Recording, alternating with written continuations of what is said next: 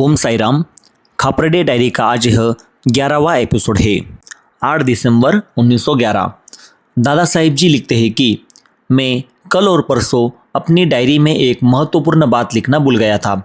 उपासनी महाराज जो कुछ समय अमरावती में रहे थे वे यहाँ उपस्थित थे।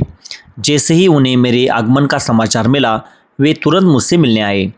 हम दोनों बैठकर बातचीत करने लगे। उन्होंने अमरावती से निकलने के बाद की अपनी पूरी कथा संक्षेप में सुनाई। वे ग्वालियर राज्य में कैसे गए, वहाँ एक गांव कैसे खरीदा और वह गांव उनके लिए लाभकारी क्यों नहीं रहा। उन्होंने यह भी बताया कि वे एक महात्मा से कैसे मिले, फिर कैसे अस्वस्थ हो गए और उन्होंने अनेक औषधियों व उपायों का सहारा लिया। उन्होंने कई संतों और महात्माओं का संग किया, परंतु अंततः साईं बाबा ने उनके जीवन की डोर अपने हाथ में ले ली। उसी के परिणाम स्वरूप उनके स्वास्थ्य में सुधार हुआ और बाबा के आदेशानुसार वे यहाँ रह रहे हैं। उन्होंने साईं बाबा पर संस्कृत में एक श्लोक भी रचा है। हम सब सुबह जल्दी उठे और काकड़ आरती में सम्मिलित हुए, जिससे मन अत्यंत प्रसन्न हो गया। मैंने प्रार्थना और स्नान आदि कार्य पूर्ण किए। मैंने साईं बाबा के दर्शन 3 बार किए, जब वे सुबह बाहर निकले, जब वे वापस लौटे और फिर दोपहर में।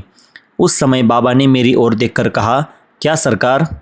फिर उन्होंने मुझे उपदेश देते हुए कहा, ईश्वर तुम्हें जैसे रखे वैसे ही संतोषपूर्वक रहो। उन्होंने आगे कहा कि इस संसार में परिवार वाले व्यक्ति को अनेक कठिनाइयों और बाधाओं का सामना करना पड़ता है। इसके बाद बाबा ने एक धनी व्यक्ति की कथा सुनाई। वह व्यक्ति संध्या तक भूखा रहा और अंततः स्वयं भोजन बनाकर खाया। यह सब उसने केवल उस समय की परिस्थिति के कारण किया। यह एक अस्थायी कठिनाई थी। संध्या समय हमने पुनः बाबा के दर्शन किए।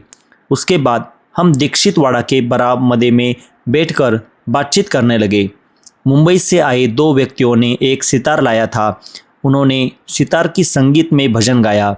श्री ठोसर, जिन्हें मैं प्रेम से हजरत कहता था, उन्होंने भी अत्यंत मधुर गायन किया।